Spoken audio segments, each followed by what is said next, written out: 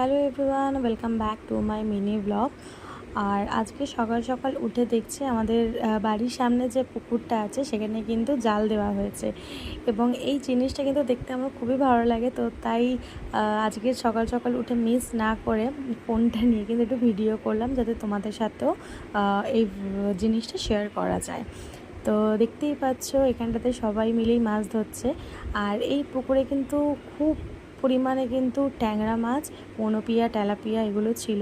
তো ওই সমস্ত মাছ আমরা খাই না বলে ওগুলো নেওয়া হয়নি।